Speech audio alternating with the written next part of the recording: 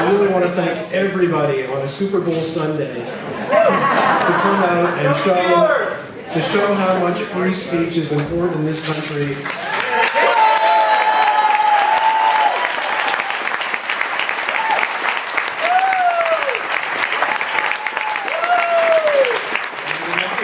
Promanist thugs to dictate policy in the capital.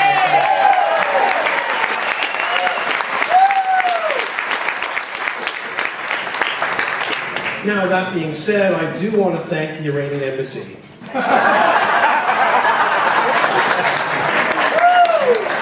fact, I really think that I want to send them a case of the finest Israeli wine.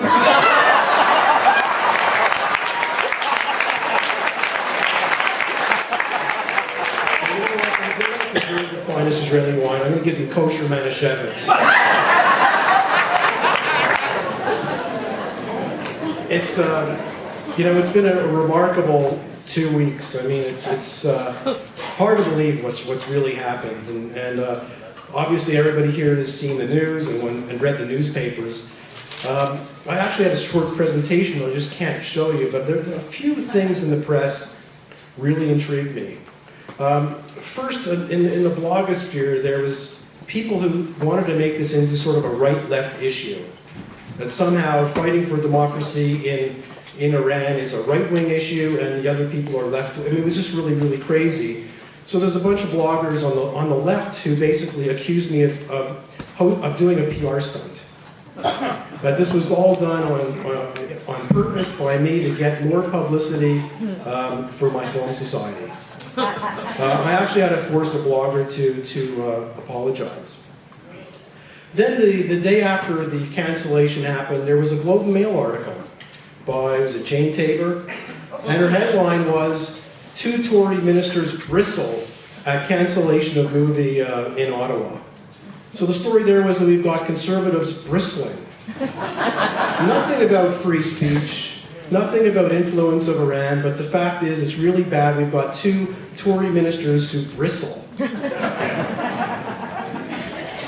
Then there was a story, page 1 of the Ottawa Citizen. I mean, page 1 of the Ottawa Citizen, where it talked about how what happened is really going to set back relations with Iran and Canada, a whole bunch.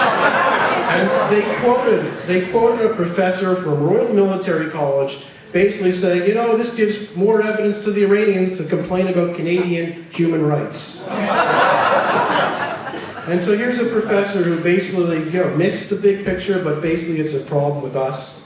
And it's hard to believe when you see this sort of coverage. Okay, so welcome tonight. I want to give you a little overview of what's going to happen tonight. I'm not going to talk for too much longer. We have a couple of guests. We've got the movie. Claire Lopez is here from Washington. She'll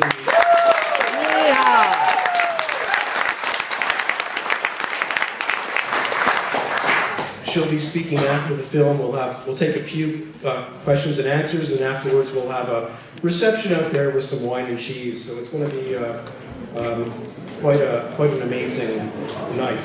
Attention. Just one thing before, there's going to be a demonstration in Ottawa on Thursday to sort of protest Saeed Malikapour, who's a Canadian resident in jail in Iran. And the detail is going to be Thursday at 1:30 p.m. Just outside the Parliament. So if you want to come out and show your solidarity with the people of Iran, I think it's very, very important that you do. One of the most heartening things about what's happened is the number of emails I received from Iranians in Canada, from the Iranian community, many people who left Communist Iran, left the thugs to come here to celebrate freedom, and were just absolutely dismayed to see that the hand of Iran somehow reached into Canada for a short period. I got many of these emails from people who are absolutely horrified, and some of them are here tonight who are just happy to see this film go on. There's a bunch of famous people in the audience tonight. My friend David Harris, who's an expert on terrorism and lives in the city.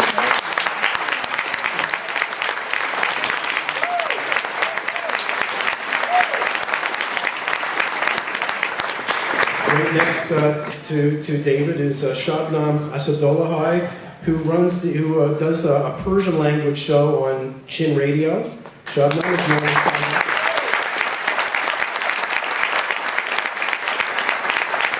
A great supporter of human rights, and thank you for all of your support. Member of Parliament Kelly Block is here.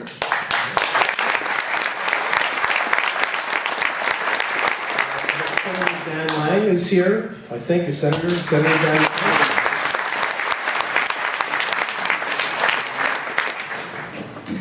And I'd like to introduce the Minister of National Heritage, James Moore, who, when the going got tough, actually stood up for free speech in Canada.